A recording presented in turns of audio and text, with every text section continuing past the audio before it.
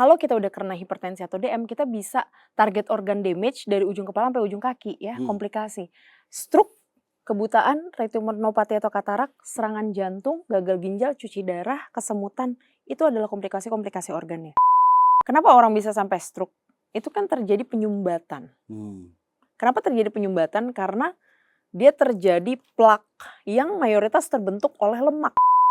Istirahat cukup ini 7 jam dalam 24 jam. Kalau orang yang begadang, dia putar tidurnya jadi siang. Dan itu harus berkualitas 7 jam. Dalam 24 jam, tidak harus kita tidurnya malam. Saya tuh paling sedihnya itu adalah orang diet itu selalu mengkambing hitamkan nasi. Mengkambing hitamkan karbohidrat. Padahal nasi itu sumber tenaga. Orang kerja nggak makan nasi pasti lemas.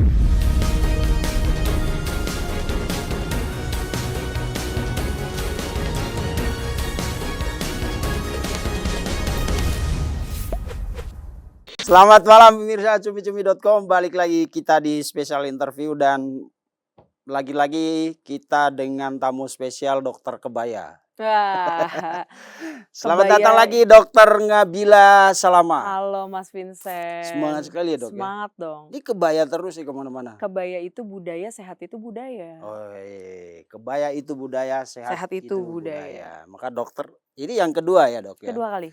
Dan saya perlu disclaimer beberapa hal dulu. Di video kita pertama banyak komentar yang sebenarnya saya nggak perlu tanggapin sih. Tapi ada hal yang perlu diluruskan. Dokter kita hadirkan ke sini nggak ada bayar-membayar. Dokter nggak membayar kita nggak membayar dokter gitu. Jadi tujuan kita memang di special interview ini, cumi-cumi.com terutama adalah membagikan informasi yang bersifat edukatif gitu. Sebelum-sebelumnya kan kita melakukan edukasi hukum, hal-hal yang berbau politik.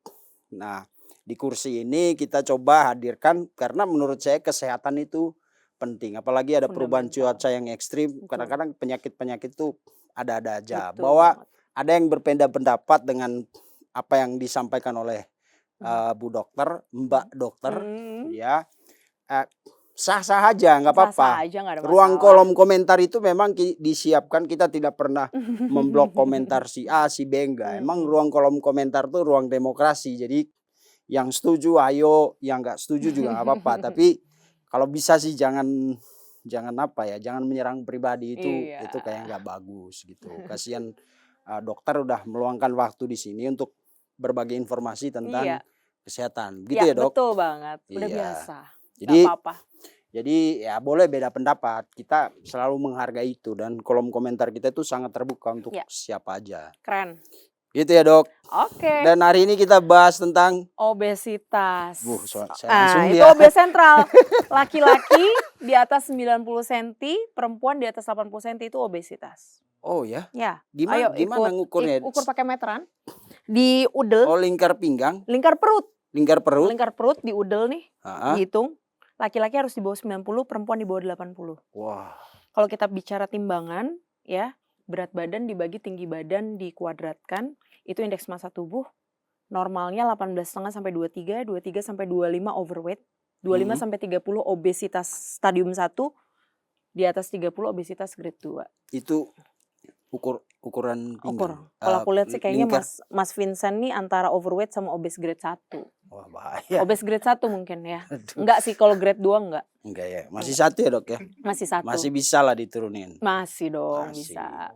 Nah ada teman kita di sini badannya kecil tapi perutnya gendut, itu obesitas apa stunting? Itu busung lapar. Ya itu maksud Itu saya. masalah pada laki-laki. Dia penumpukan lemaknya biasanya di daerah perut. Kalau bapak-bapak kayak bapak itu kan biasanya memang perut sini.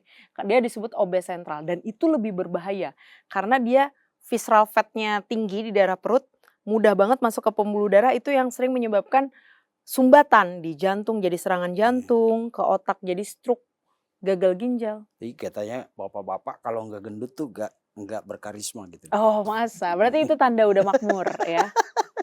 Baik, nanti kita akan bahas lebih banyak sebelum bapak-bapak pada tersinggung. Kita jelasin dulu dok. Sebenarnya dalam ilmu kedokteran itu obesitas itu apa? Mungkin banyak yang udah tahu, tapi kalau penjelasan dari dokter kayak lebih afdol. Jadi Mas, penumpukan kalori di tubuh kita, kelebihan kalori, sejengkal lagi overweight dan obesitas. Sejengkal lagi akan menjadi hipertensi dan DM. Hipertensi dan DM itu adalah silent killer, mother of disease, ibu dari berbagai penyakit. Ya, sehingga kalau kita udah kena hipertensi atau DM, kita bisa target organ damage dari ujung kepala sampai ujung kaki ya, komplikasi. Stroke, kebutaan, retinopati atau katarak, serangan jantung, gagal ginjal, cuci darah, kesemutan, itu adalah komplikasi-komplikasi organnya. Nah, kenapa bisa terjadi penimbunan kalori itu? Karena selama ini masyarakat kita salah kaprah, Mas Vincent. Kenapa Kita itu? sering mengkambing hitamkan nasi. Oke. Nasi dan karbohidrat. Orang yang diet ya, saya sering banget tuh sebelah saya ini lagi makan siang nih. Kalau saya makan siang kan ala raja.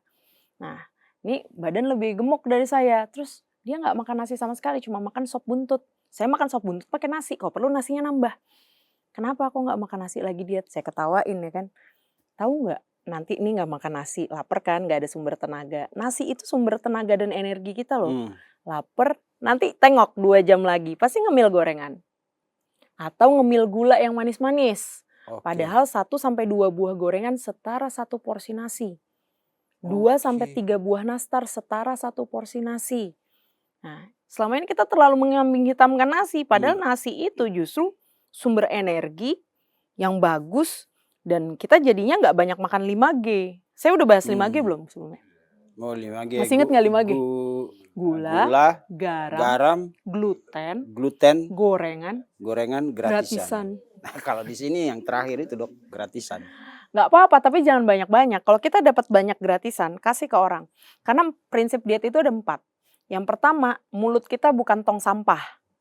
Kadang kita merasa kita sudah beli makanan sisa anak kita, suami kita makan. Setiap makanan dan minuman yang masuk ke mulut kita itu ada konsekuensi untuk membakar kalorinya. Jadi mulut kita bukan tong sampah. Yang kedua, sedekah makanan adalah yang utama dan mulia. Ya, percaya nggak, hampers lebaran tuh saya cuma sisain 2 paket lah di rumah, sisanya udah saya bagi-bagiin. Saking mendingan kita sedekah tuh makanan ya, jangan ditimbun sendiri. Yang ketiga, belajar merasa cukup dan sharing makanan.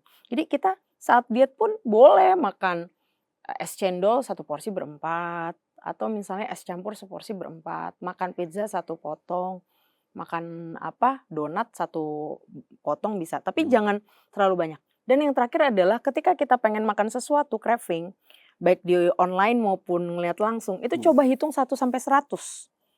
Biar kita berpikir lagi. Kalau tangan kita gatel dok, tangan saya tuh gatel, iseng, mau ngemil mulu bawaannya. Pretelin buah delima. Rasain deh, buah delima tuh segede gini, pretelin aja 1-1. Atau kuaci yang rendah garam. Oke, dok, kadang-kadang gini, ada orang yang emang entah ditakdirkan atau gimana, badannya kurus aja. Ada teman kita, dia gorengan dia sikat, bisa sampai 5-6 gitu, tapi kurus-kurus aja. Itu bakal obesitas atau gimana? Obesitas tuh kalau udah perutnya udah.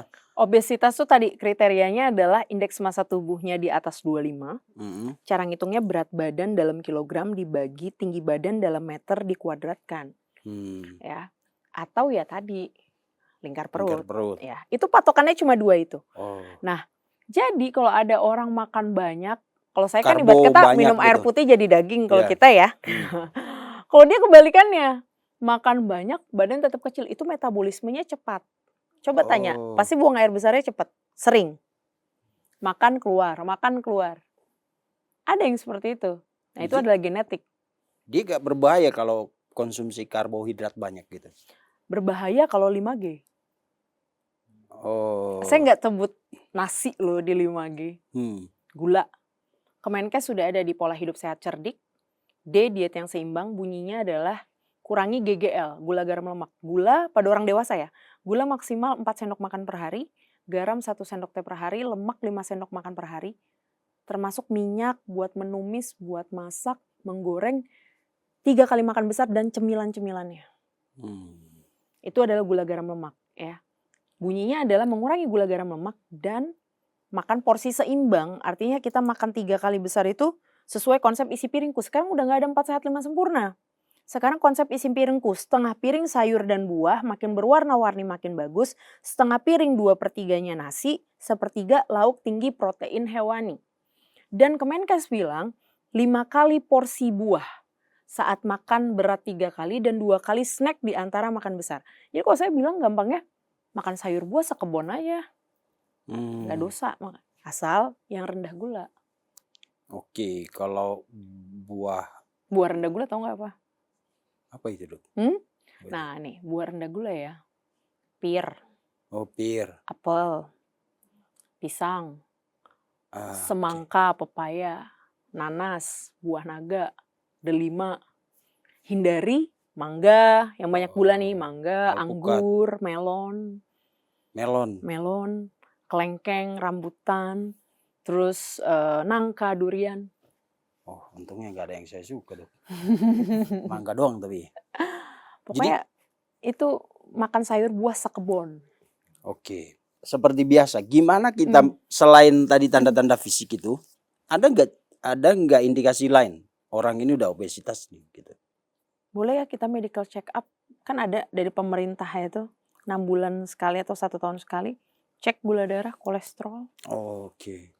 Banyak orang kurus kolesterolnya Nah selangit. itu Dok, kenapa bisa begitu?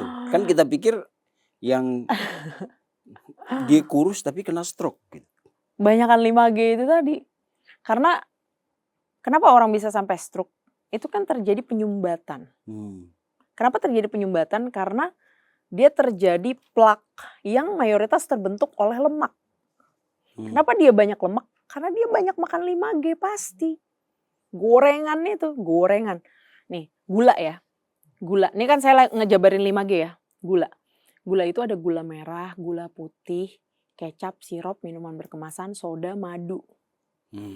Jadi kalau kita makan makanan kemasan tuh, kan gula itu kadang-kadang namanya sakarin, laktosa, galaktosa, maltosa, beda-beda tuh. Fruktosa, itu gula juga. Agustosa juga ada. Terus, Dok, gula jagung Doknya gula juga. Jahat juga itu. Oh, Dok, kalau gula yang kata orang bilang rendah kalori. Merek Pip ya. Terbuat dari jagung. Iya, apapun itu dari jagung atau enggak. Gula juga. Tetap gula. Gula. Sekarang yang bagus adalah no sugar atau less sugar. Less sugar. Tapi ada minuman yang tulisannya less sugar gitu. Sekarang kan udah ada Nutri-Level. Itu saya apresiasi. Masyarakat jadi cepat ngelihat, oh ini grade-nya A, B, C, D. Ya kan? Oh ini tinggi, ini sedang, ini rendah. Tapi repot juga ya Dok kalau kita kayak taruhlah kita ke minimarket, dilihat dulu gulanya berapa gitu, capek ya. Capek, memang kita mau bicara buru-buru ya ngantri di sana udah. Memang kalau kebijakan panjangnya nanti cukai gulanya harus dinaikkan, orang jadi nggak banyak makan gula. Dimarahin ini nanti yang produk-produk gula konsumen. Iya ya, nanti kita kena buzzer lagi. Gula ya, pokoknya intinya adalah gula. Ini kampanye anti, dokter gak mencintai petani tebu berarti. Benar-benar kalau gitu kita bagi rata aja. Tapi gulanya. Jangan ditimbun di satu orang. Janganlah. Siapa bilang gula itu nggak bagus? Gula itu bagus. Tapi tidak boleh berlebihan. Kemenkes saja udah kasih takaran. 4 sendok makan maksimal per hari. Artinya apa? Kalau kita udah minum kopi dengan 1 gula, udah 1 sendok.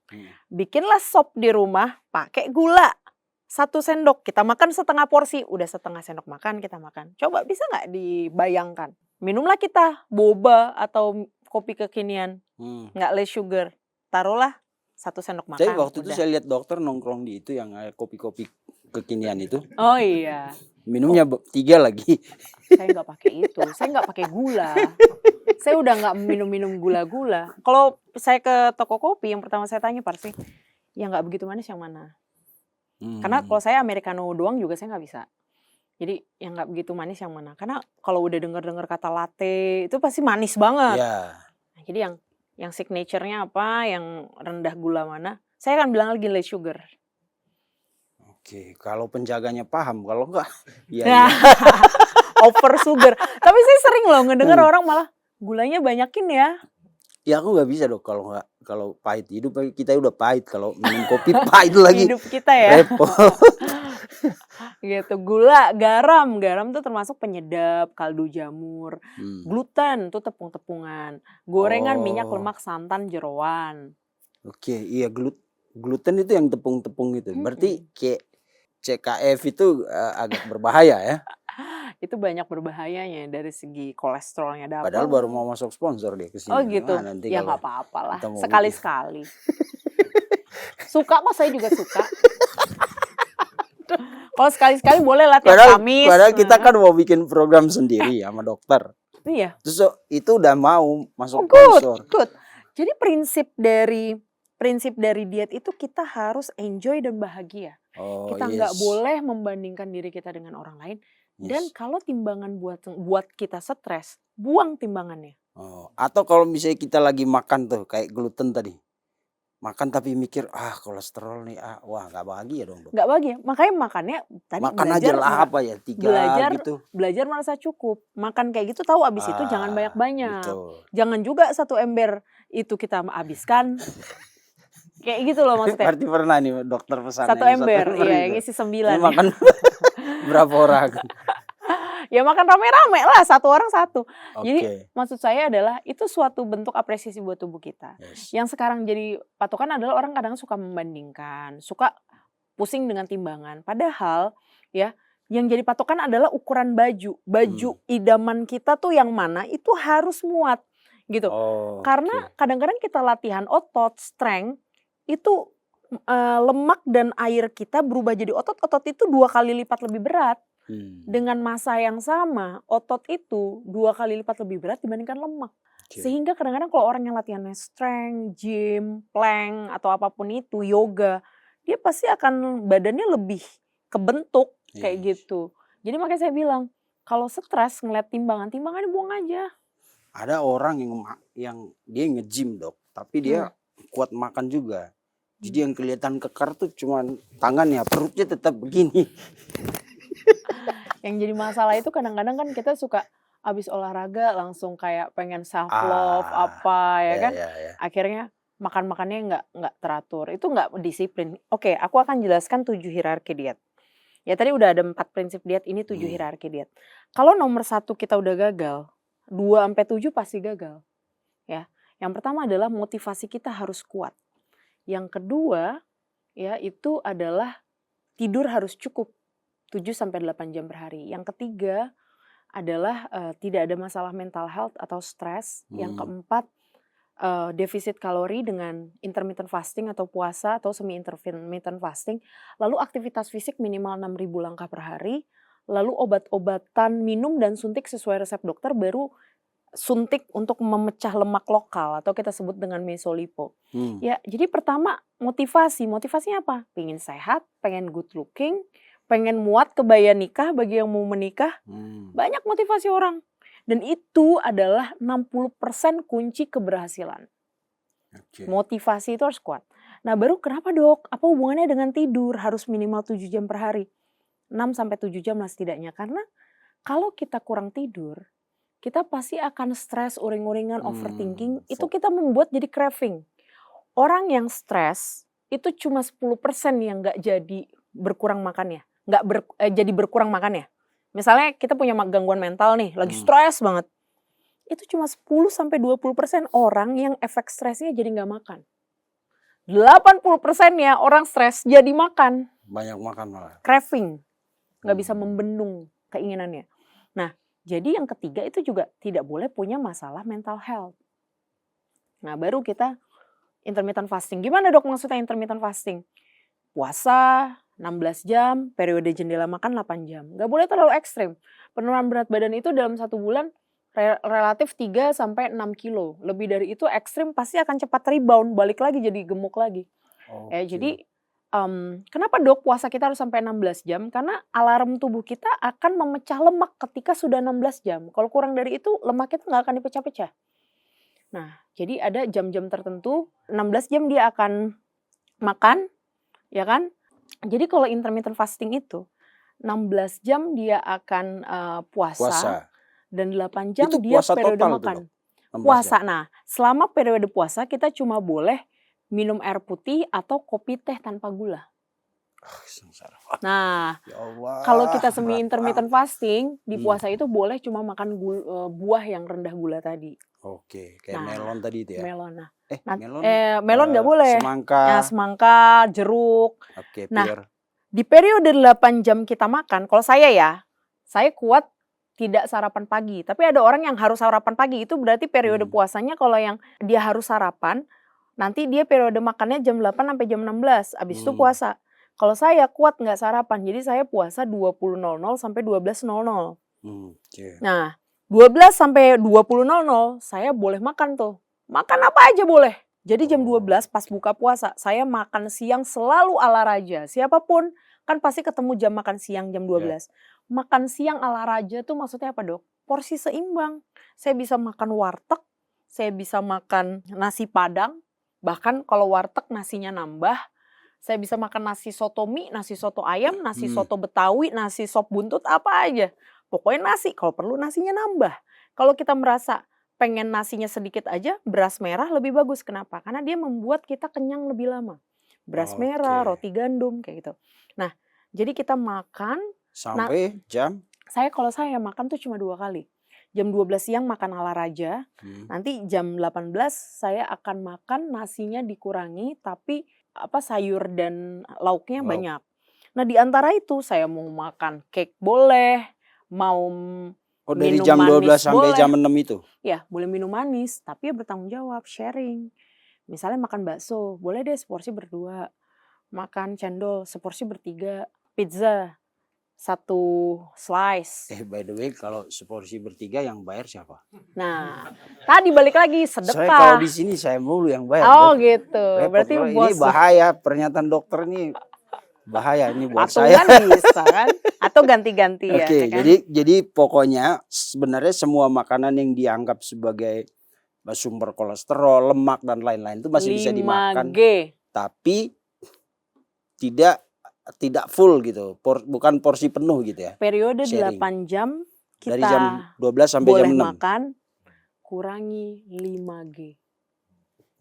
Makan apa aja boleh, tapi please kurangi 5G. Oke. Jam pasti dietnya berhasil. Di atas jam 6? Di atas jam 6 boleh sampai jam 8 malam. Jam 8 malam saya puasa lagi. Setelah itu? Puasa, minum air putih dan sampai pagi. Teh, iya. Boleh minum berarti air udah putih. gak makan berat itu ya, Dok? Enggak, minum air putih doang. 8 malam sampai 12 siang. Berarti atau kalau mau ngemil buah. Berarti tergantung pola hidup juga, Dok. Kalau kayak kita yang diproduksi ini kan matanya menyala itu dari jam 6 sampai jam 3 subuh gitu. Gimana? Cukup tidur. Di Kemenkes itu kan cerdik tuh ya, cek kesehatan gratis. Enyahkan asap rokok, rajin aktivitas fisik minimal 6.000 langkah per hari. D, diet yang seimbang. Tadi sayur buahnya 5 porsi sesuai dengan konsep isi piringku dan kurangi gula garam lemak. I, istirahat cukup minimal 7 jam sehari. K, kelola stres.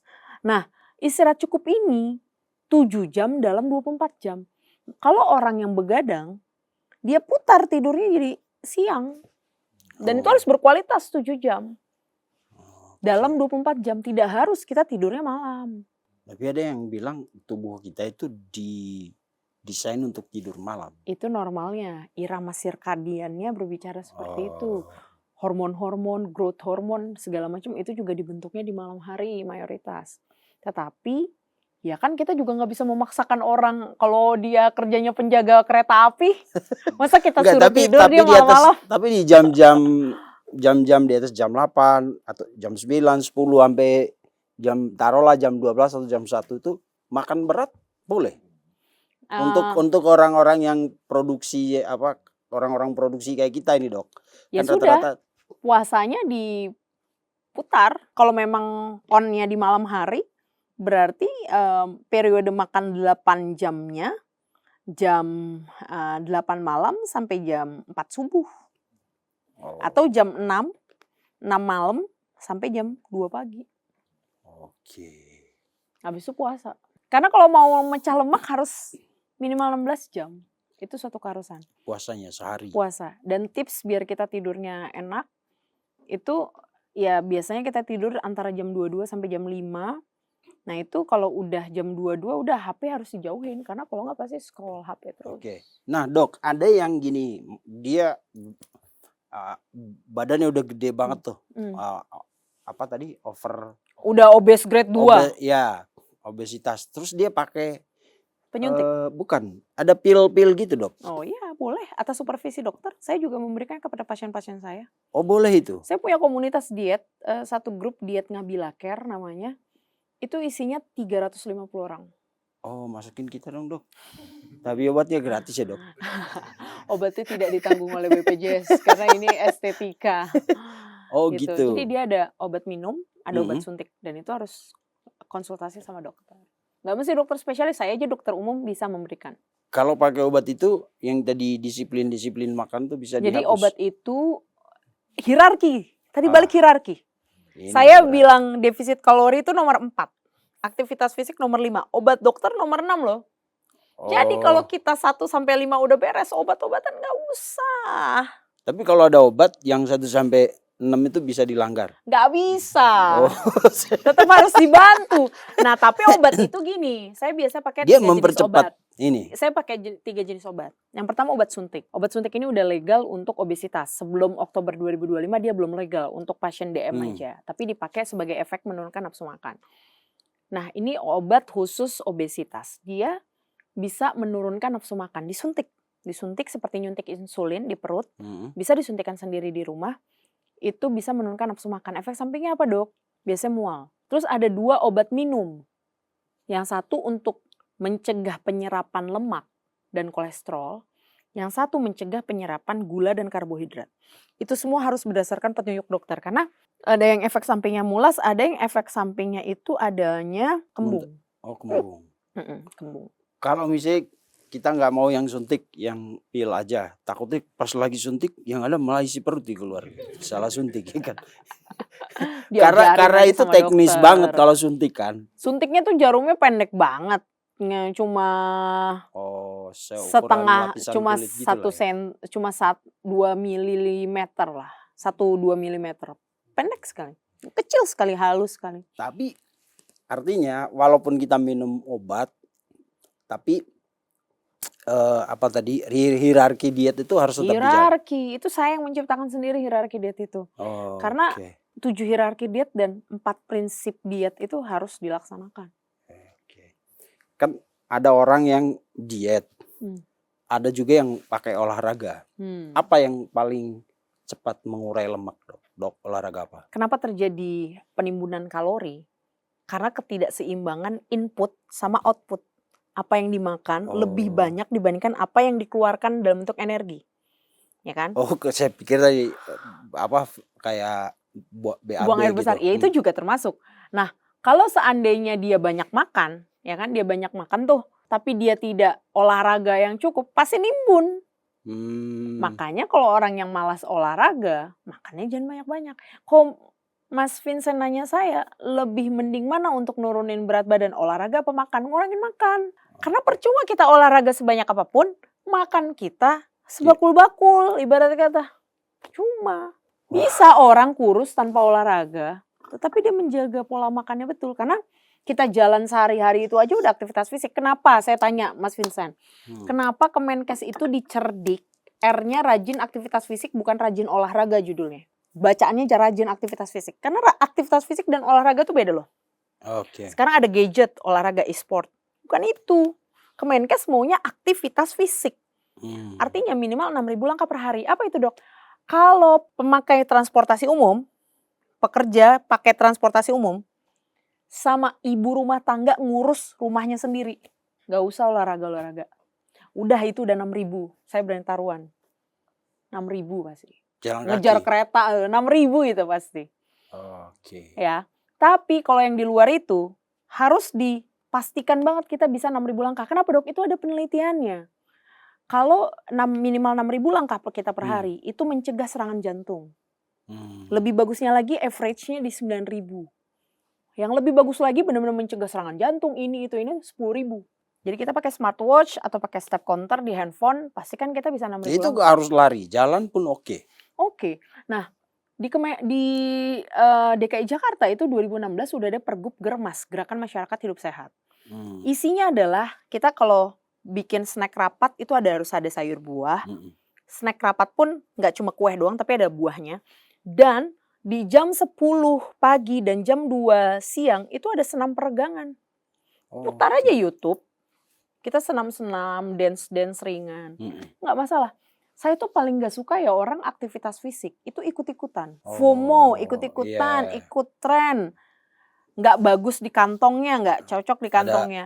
Karena mempertahankan lebih sulit daripada memulai. Istiqomah itu susah dalam berolahraga, beraktivitas fisik. Jadi yang benar adalah kita harus tahu apa yang kita senangi dan kita sanggup melakukannya. Dan kita akan komitmen melakukannya. Ya. Misalnya kita pasti kan aerobik ya, kardio ya. Jadi misalnya ada yang murah meriah apa dok? Jalan cepat. Kalau kita jalan santai itu juga nggak bakar kalori karena kita harus menaikkan denyut nadi kita, heart rate kita. Gak bisa kalau jalan tuh kelemar-kelemar gitu. Nah, kelemar-kelemar mah nggak bisa. Berarti Agus nggak bisa dia nurunin kalori. Karena yang diharapkan itu adalah kita harus jalan terus setidaknya ini jalan semua cepat, digerakkan. Jalan cepat. Sehingga kita heart rate naik, itu yang membakar kalori.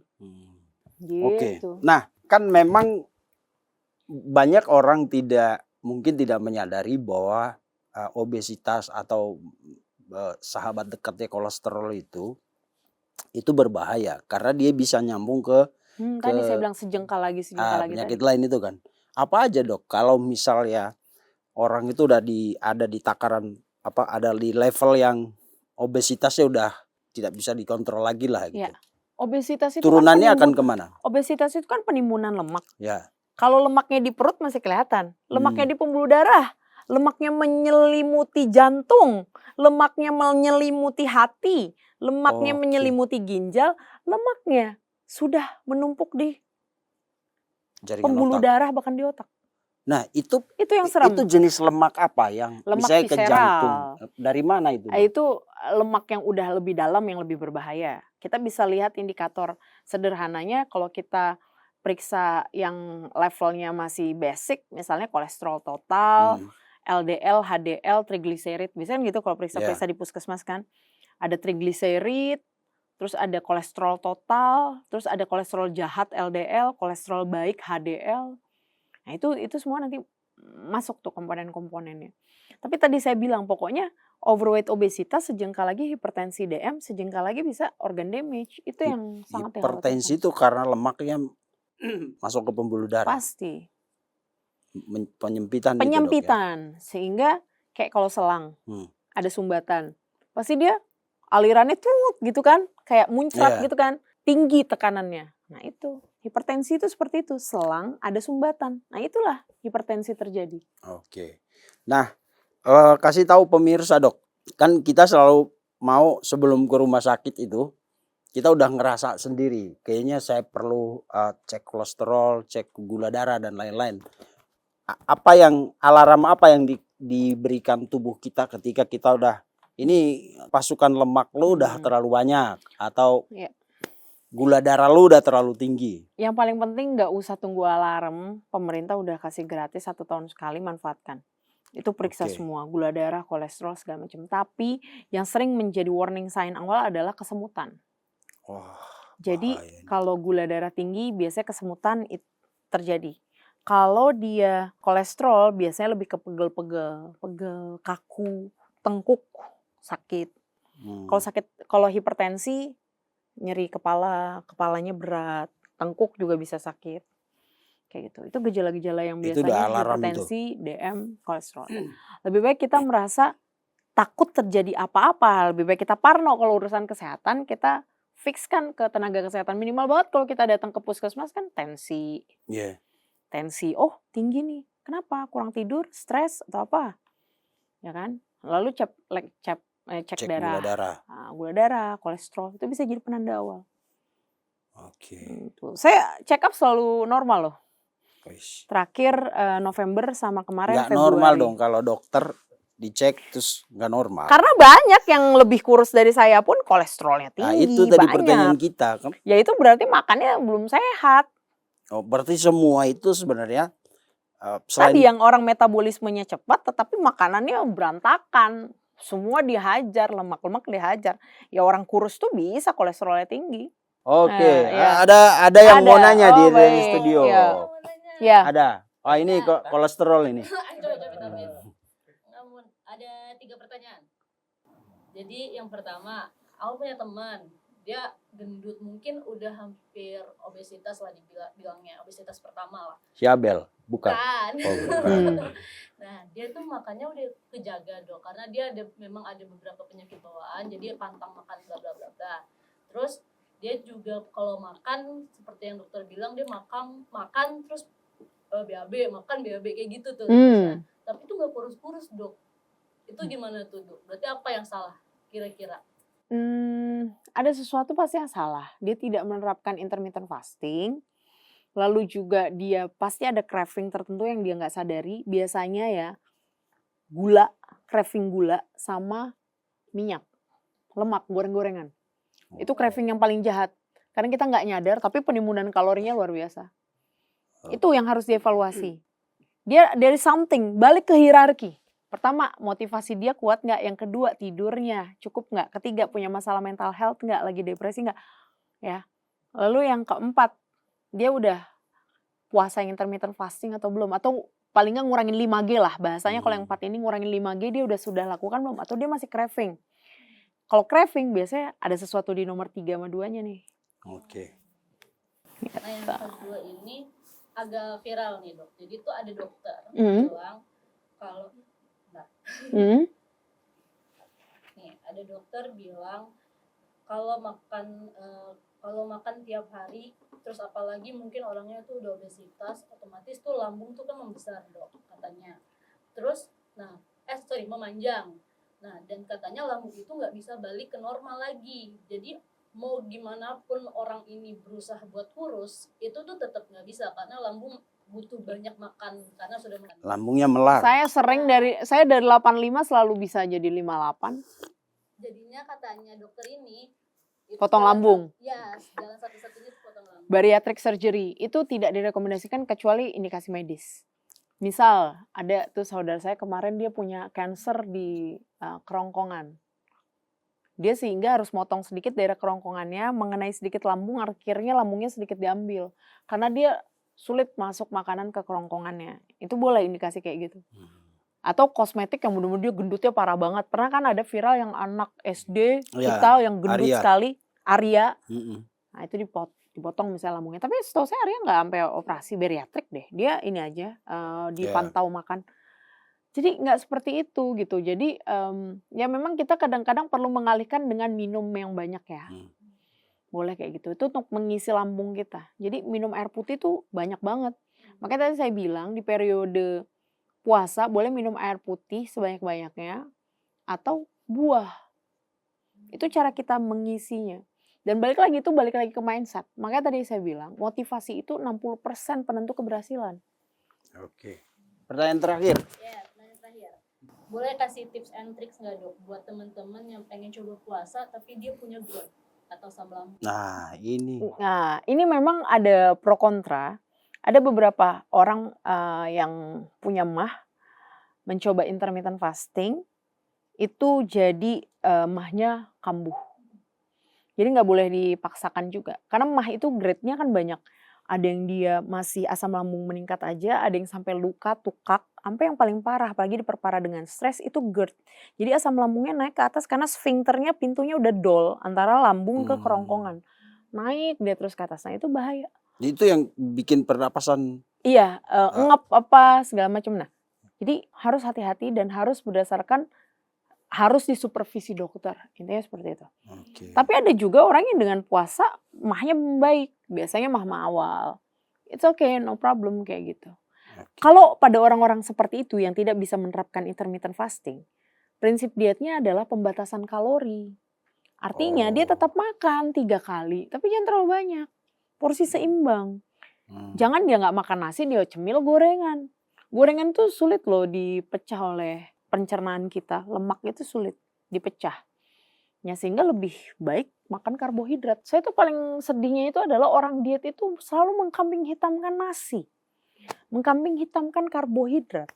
Oh, padahal Nasi itu sumber tenaga. Orang kerja nggak makan nasi pasti lemes. Kalau nasinya akan ada yang nggak mengkambing hitamkan nasi, hanya nasi putih nih, jadi dia ganti ke nasi merah atau nasi hitam. Boleh, tadi saya sampaikan nasi beras merah itu punya indeks glikemik yang lebih tinggi sehingga dia bertahan lama kadarnya di dalam darah. Itu intinya adalah kita jadi tidak cepat lapar.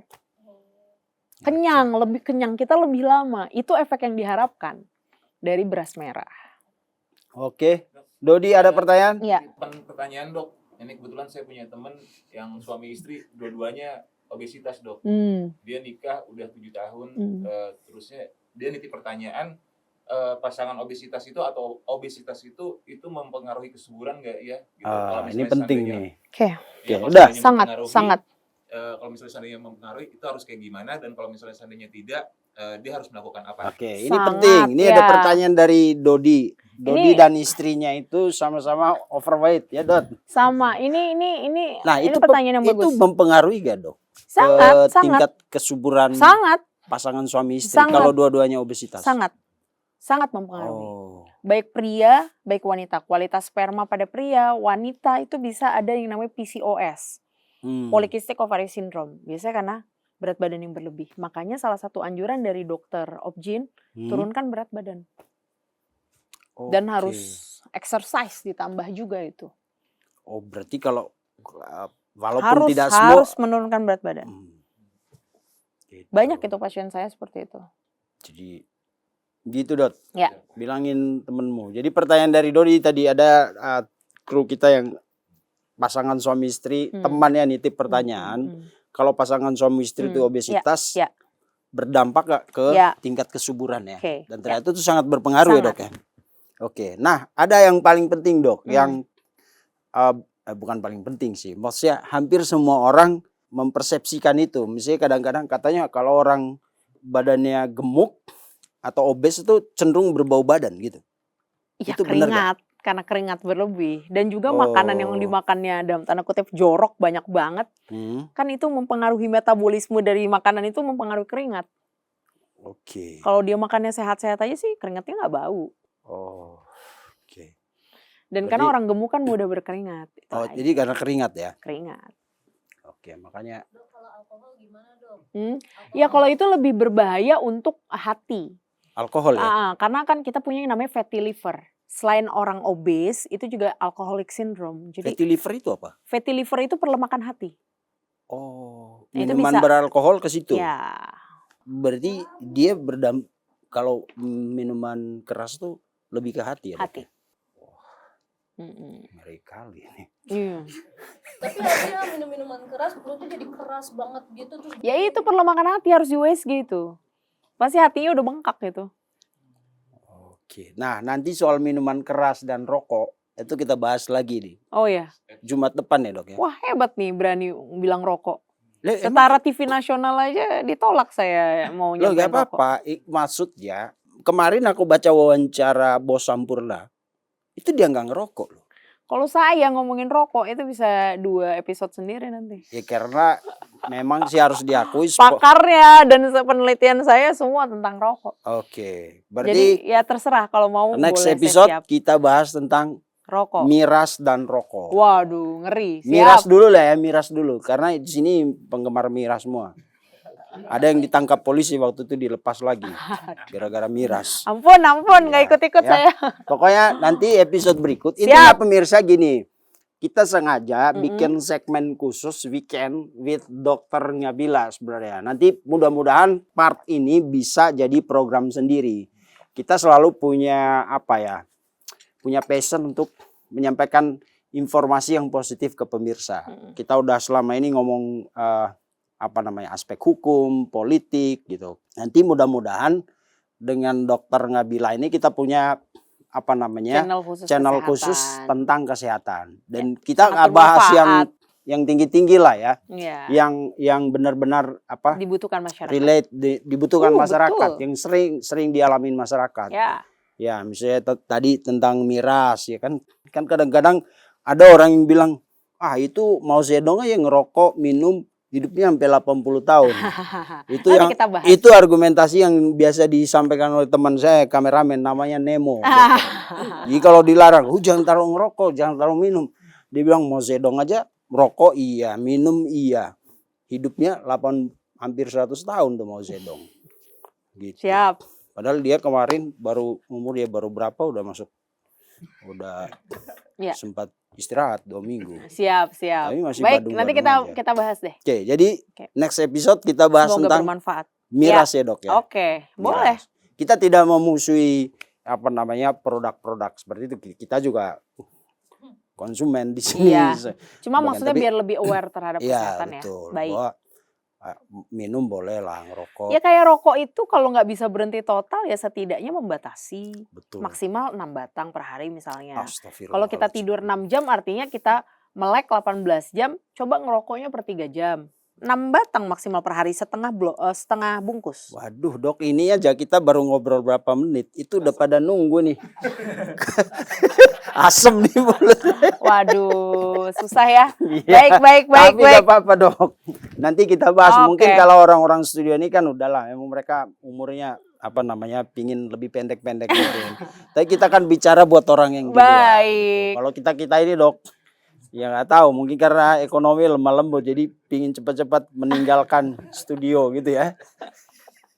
Terima kasih Dokter Nabila. Sama-sama, Mas Begitulah pemirsa, mudah-mudahan segmen ini akan kita tetap hadirkan di setiap akhir pekan tayangannya bersama Dokter Nabila. Ya. Kalau nanti punya temen mungkin dokter kecantikan Oke. juga boleh diajak ngobrol boleh sini, Dok. banget. Saya siap Iya. memberi referensi semua. Dan untuk next episode kita bahas tentang pengaruh miras Ya, untuk kesehatan. baik.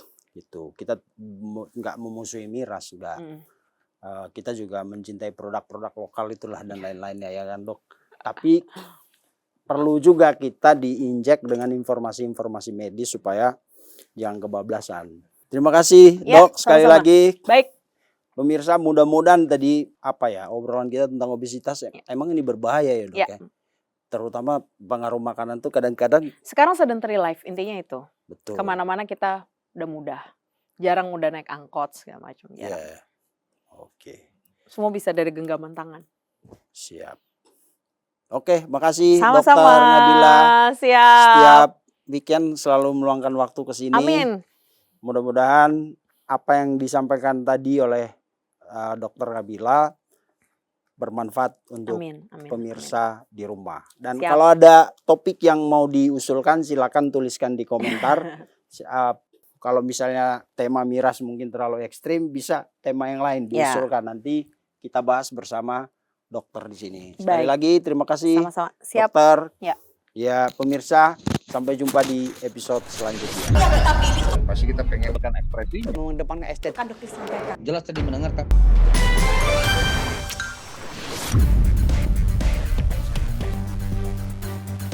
Terima kasih sudah menonton. Jangan lupa like, komen, share, dan subscribe video cumi-cumi.com.